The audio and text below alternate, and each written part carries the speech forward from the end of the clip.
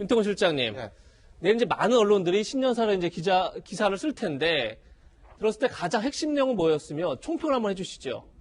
핵심은 마지막 그 한 문장인 것 같아요. 회복과 포용과 회복과 도약의 포용의 해. 한 해로 만들겠다. 회복은 코로나로부터의 회복이고, 포용이라는 건 코로나로 인해서 고통받는 사람들, 특히 이제 뭐 자영업이라든지 이제 소외된 분들에 대한 거. 도약은 뭐 언택트 경제나 지금 주가도 올라가고 있지 않습니까? 예. 그런 부분 잘 나가는 쪽 계속 잘 나가게 하겠다. 그게 핵심인 것 같고, 이걸 뒤집어 보면은 오늘 대통령이 말한 것보다 말하지 않은 곳에서 저는 조금 시사점이 있었어요. 아, 말한 것보다 말하지 않은데 예. 시사점이 있었다. 회복, 포용, 도약 이쪽에다 핵심을 두고 어떻게 보면 좀 갈등적 요소, 정치적 요소는 빼고 가는 한 해로 만들겠다. 무슨 말씀이냐면요.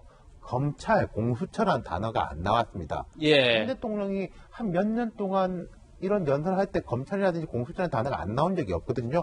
물론 이 정도는 있었어요. 권력기관 개혁은 견제와 균형을 이루는 일입니다. 그리고 우리는 지난해 올해 숙제였던 법 제도적인 개혁을 마침내 해냈습니다. 요 정도인데요. 뭐 더 뭘 해야 된다. 예. 추가적 개혁이 필요하다. 뭐 반성이 필요하다. 이런 구절이 없어요. 예. 그리고 뭐 국회는 뭐 어쩌고저쩌고 해주십시오. 뭐 정부를 뒷받침해 주십시오. 이런 구절도 없습니다.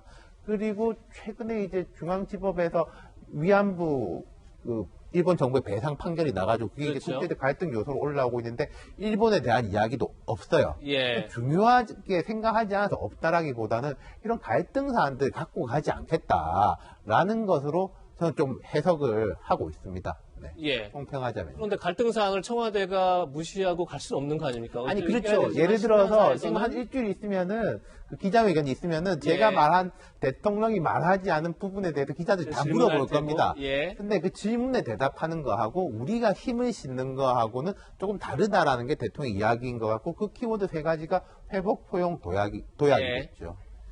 지금 말씀 들으신 것처럼 말한 것보다 말하지 않는 데에 더 중요한 메시지가 있는 것 아니냐. 이게 윤태곤 실장의 분석인데, 박장하 전 대변인님. 사실 지난번 대통령 신년 인사회에서 올해는 통합해다. 그러면서 마음의 통합이 중요하다. 이렇게 강조를 해서 과연 통합 카드로 어떤 것들을 꺼낼 것이냐. 혹시 뭐 두 전직 대통령 사면 얘기도 포함되지 않을까. 여러 가지 기대가 있었었는데 지금 조금 전에 말씀하신 것처럼 통합이란 아예 단어는 없고 포용이란 표현은 들어갔지만 구체적으로 어떤 통합의 카드, 포용의 카드는 구체적으로 없었던 것 같아요. 어떻게 들으셨어요?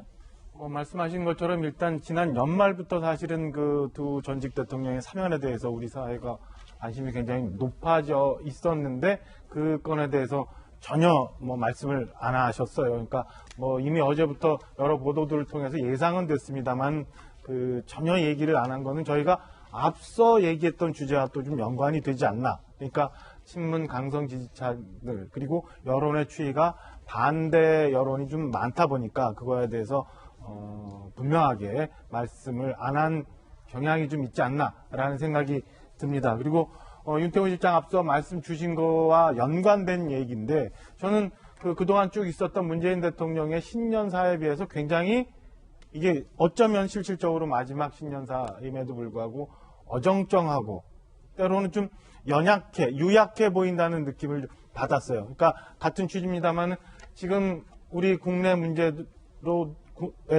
굉장히 많은 갈등 요소들이 있고 풀어가야 될 경제적인 문제들도 굉장히 많고 우리 한반도를 중심으로 해서 국제사회도 쌓아놓고 있는 여러 가지 현안들이 많은데 그런 거에 대해서 분명한 입장이 안 나와 있거든요.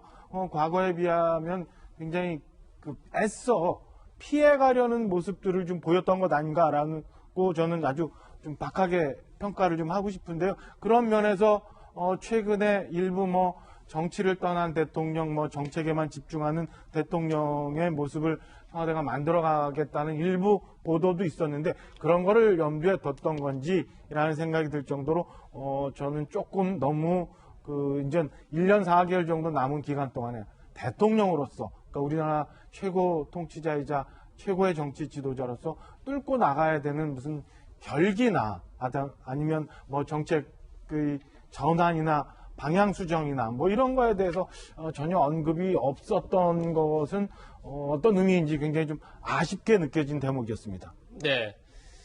사실상 문재인 대통령이 정책을 펼 수 있는 마지막 집권 기이다 보니까 과연 북한을 향해서는 어떤 메시지를 낼지 굉장히 관심이 많았죠. 앞서서 이미 김정은 국무위원장은 8차 노동당 당대회를 결선하면서 이런 얘기를 했었습니다. 김정은 국무위원장은 8차 당대회 결산보고에서 무려 36번이나 핵을 언급했습니다. 새로운 핵 잠수함 설계 연구가 끝났다. 최종 심사 단계에 있다. 핵무기의 소령, 경량화, 전술 무기화를 보다 발전시켜야 한다. 이런 얘기도 했고요. 반면에 또 남조선 당국의 태도 여하에 따라서 북남 관계가 다시 3년 전, 그러니까 평창 동계올림픽 할 때죠. 그때 봄날과 같은 평화와 번영의 새 출발점으로 돌아갈 수 있다. 이런 말도 했었는데 오늘 문재인 대통령의 신년사에서는 북한 관련해서 언급이 있었습니다. 그러면서 멈춰있는 북미 대화, 남북 대화의 대전환을 이룰 수 있도록 마지막 노력을 다하겠다 이렇게 밝혔는데 김수경 박사님, 어쨌든 북한과 관련해서 마지막까지 또 한반도에 어쨌든 평화의 분위기를 만들기 위해 최선을 다하겠다 이긴 했지만 사실 구체적으로 뭔가를 제안하거나 하진 않았던 것 같아요. 어떻게 들으셨습니까? 이제 한미 동맹을 강화하면서 뭐 북미 대화, 남북 대화를 전환기를 마련하겠다. 그리고 거기에 마지막 남은 노력을 다 하겠다고 말씀을 하셨는데 아주 어려운 숙제 같아요. 그러니까 고차 방정식인 거죠. 왜냐하면 예. 지금 좀 전에 보셨듯이 북에서 벌써 지금 핵을 이렇게 언급하면서 미국을 최대 주적이라고도 했고 미국에서 먼저 적대 정책을 풀지 않으면 우리도 이렇게 강대강으로 나가겠다라는 어떻게 보면 약간 선전포고 비슷한 이렇게 강대강 정책을 말한 상황에서 남한은 또 미국과 동맹을 강화하면서 관계를 개선해야 되는 상황이기 때문에 너무나 어려운 고차 방정식이고 그렇기 때문에 아마 이 남은 임기의 명운을 이 문제를 푸는데 걸 것 같다는 생각이 들고요. 왜냐하면 지금 당장 북한에서는 3월에 예정된 한미연합훈련도 하지 말아라 이런 식으로 나오고 있는데 어떻게 이렇게 아주 지금 갈등을 빚고 있는 북미를 잘 달래가면서 어떻게 그 대화의 물꼬를 틀지가 너무나 어려운 지점이고요. 또 한 가지 이제 대통령께서 이제 방역 협력 같은 것들을 계속 해나가야 된다는 말씀을 하셨는데 김정은 위원장이 얼마 전에 이제 그 얘기를 했거든요. 방역 협력 같은 것들은 비본질적인 문제고 본질적인 문제는 남북 합의를 이행하는 게 훨씬 더 본질적이다라는 얘기를 했는데 그럼에도 불구하고 이제 문재인 대통령께서는 제 생각에 지금 대북 제재와 이런 여러 가지 국면을 볼 때 우리가 할 수 있는 것들은 김정은 위원장 입장에선 비본질적일지 몰라도 이것부터 시작해야 김정은 위원장이 말하는 본질적인 문제, 남북 합의의 이행이라던가 이런 것들로 나아갈 수 있다. 그래서 이제 본질이 뭐 중요하다기보다는 어떤 일이 진행되는 선후의 관계가 있고 비록 북한의 입장에서는 좀 뭐 아주 흔쾌히 받아들일 수 없는 비본질적인 문제를 하더라도 먼저 이 방역 협력이라던가 여러 가지 인도적인 협력을 할 수 있는 부분들을 시작으로 이제 이야기가 되면 그 뒤에는 뭐 여러 가지 그 본질적인 문제, 전쟁을 없애고 평화가 찾아오는 이런 본질적인 합의에 갈 수 있다는 메시지를 김정은한테 던졌다 그렇게 보여집니다. 약간 우리나라와 북한 사이의 방점은 좀 다르지 않나 이런 생각도 좀 들긴 합니다.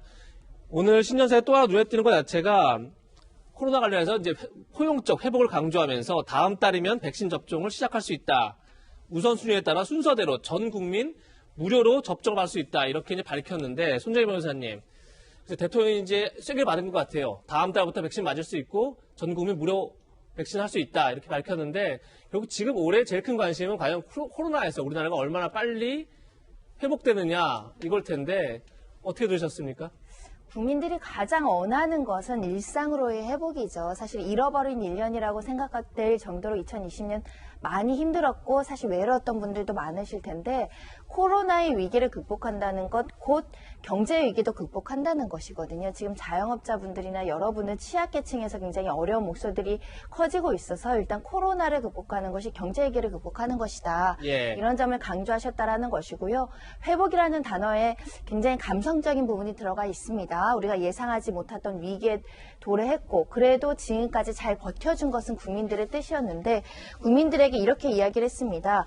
불편을 찾고 이웃을 먼저 생각해 주시는 국민들의 노력이 헛되지 않도록 격차를 좁히는 위기 극복하겠다라고 말씀하셨는데 위기 극복이 끝날 때까지 모든 국민들 여전히 노력해달라는 당부도 있지 않았던 것 같습니다.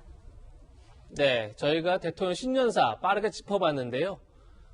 아마 이번에 포용, 회복, 쪽에 방점을 두고 올해는 하여튼 청와대에서 코로나 회복을 얼마나 빨리 시킬지 이런 것들을 중점적으로 다루겠다 이렇게 밝혔습니다.